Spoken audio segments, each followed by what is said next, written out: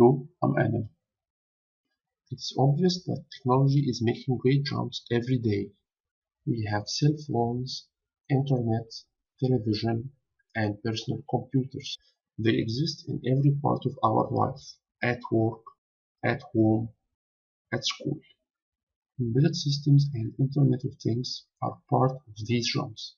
However, most of these products are luxurious, and products dedicated for impaired persons don't have same attention. Let me show you some problems that may face a blind person and how our project can solve them.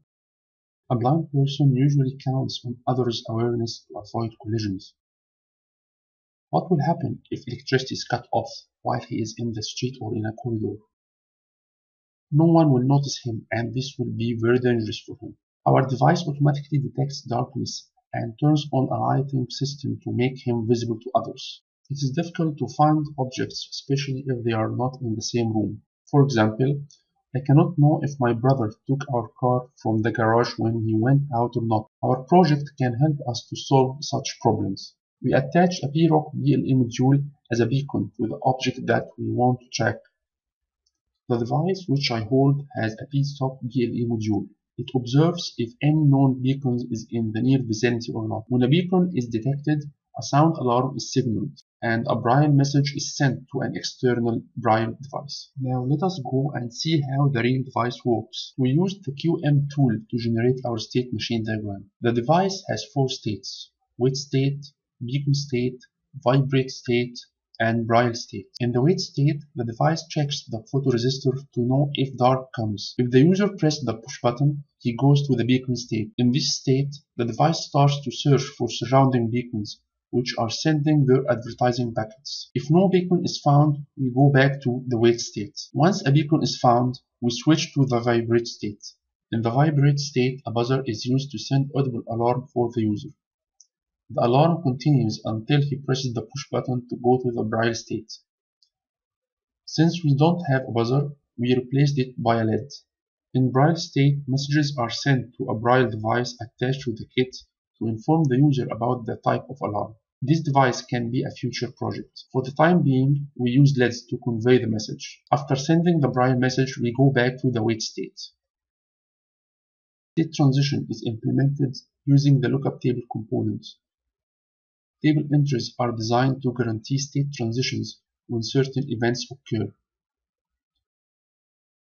Some of these are hardware events, such as the press button events, and some are software events, such as the next state event. The lookup table saves the burden of using multiple if statements or combinational circuits to implement the decision-making algorithm.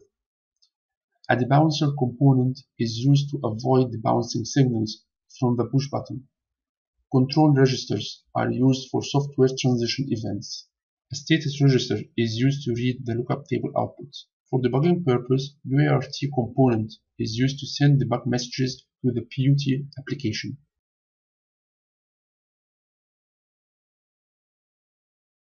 The beacon state is implemented using the BLE component. We use 2 modules, a PSoC module as an observer and a PRoC module as a broadcaster or beacon. For the beacon, we created a separate project to program a PRoC module as a broadcaster. We select a custom profile, a server profile role, and an observer gap role.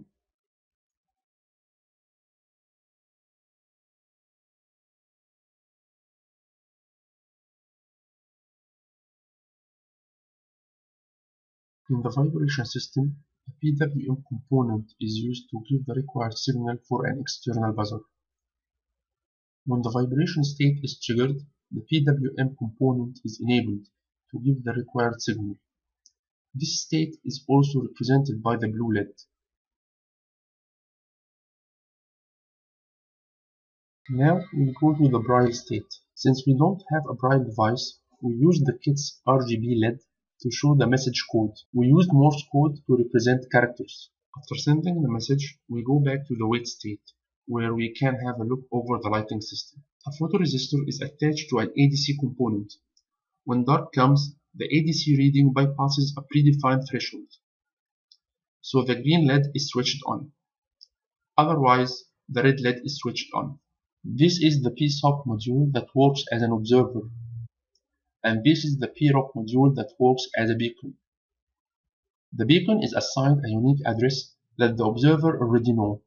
We use the PuTTY application to capture messages sent by the UART component.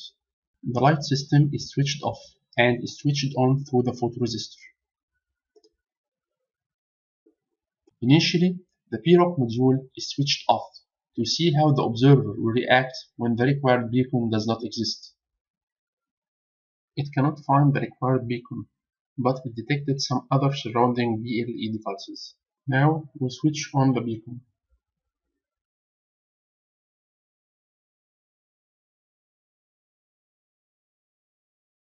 We press the button to allow the observer to scan beacon's advertising packets. The beacon has been detected and we are now in the vibration state. Press the button again to go to the braille state and receive the braille message. The letter C, the letter A, the letter R. Now we go back to the wait state to repeat the process. Search for a beacon.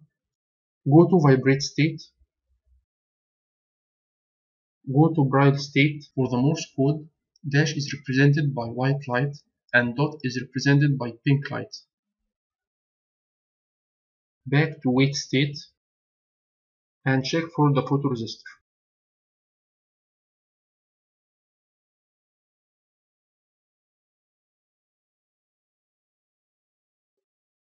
We hope that our project will direct the attention of what PSoC BLE kit can provide for impaired persons.